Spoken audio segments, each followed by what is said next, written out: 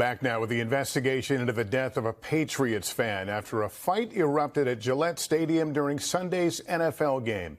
It comes as we seem to be seeing a lot of bad behavior in the stands at sporting events. We get more from Tom Yamas. Tonight, Massachusetts State Police and local prosecutors investigating the death of a fan who witnesses say was punched in the head at the Patriots-Dolphins game Sunday night.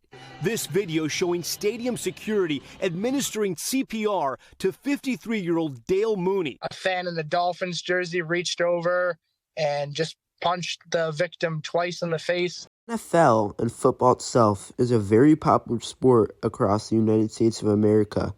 It's been running strong for about 100 years and has many passionate fans. But lately, the fans have been getting a little too passionate and been turning extremely toxic, especially at games. Like the clip you just saw, someone was just recently killed in a stadium fight. But why are these fans so toxic? Why are they becoming the next deadly threat of the NFL? Well, we can start by saying, of course, the NFL has a lot of fans. All of them are going to be nice, but the amount of them that are toxic is honestly scary. So let's look at some clips where in certain games, players ended up messing up the games by doing stuff to the players in the field. Jefferson into the locker room. And look, somebody threw something at him from the stands and it landed at. Security needs to take care of this to make sure fans should not throw things. Roethlisberger carted in, and debris was being thrown at him. Rushing, it'll be a 20-yard chip shot.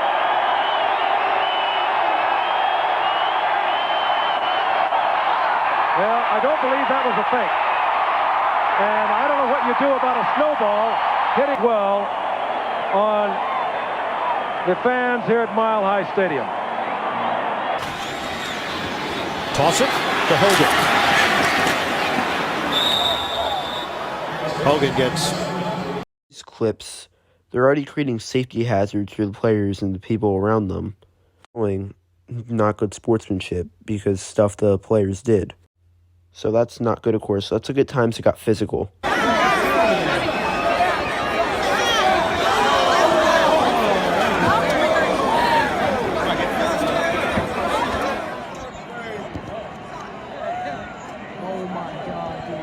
World Star.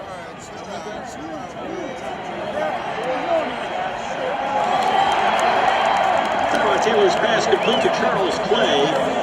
There's some flags on the play. Legal use of hands, hands in the face offense. Number 25. Back to distance to the ground. Big play.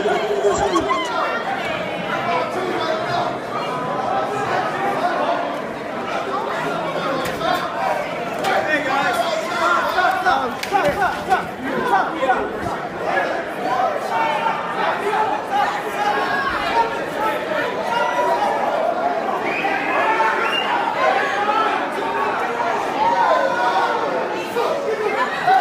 Clips, altercations were taken so far to the point that people started fighting each other, which is, of course, dangerous and could kill you, like what happened to that one guy.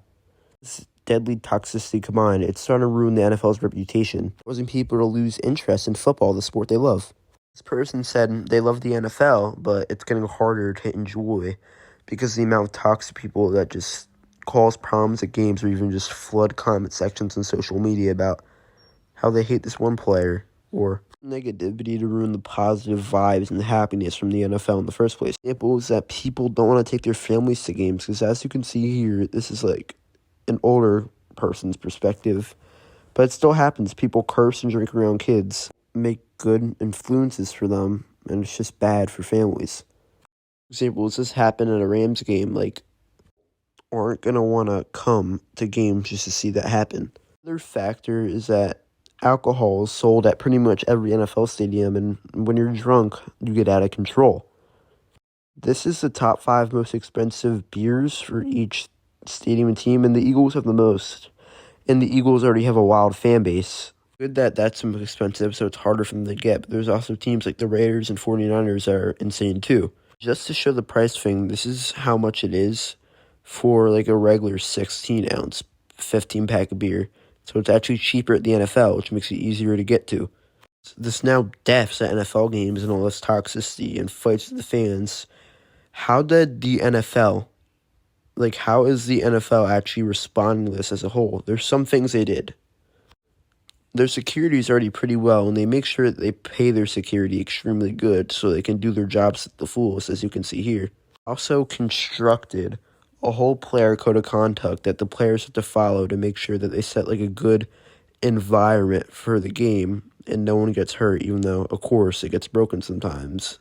And some things they've done is, don't follow these rules. You can be ejected from the game you're at, and you can also be banned from other stadiums around the USA, meaning that you might not be able to go to any NFL games anymore at a point if you keep getting ejected, regardless of how you change your behavior.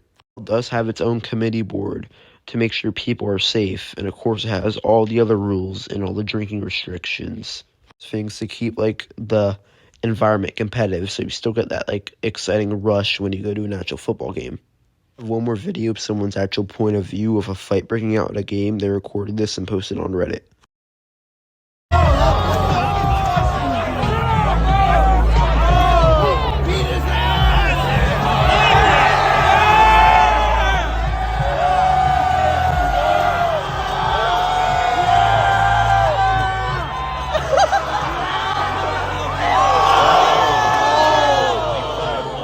Holy shit! There's no way!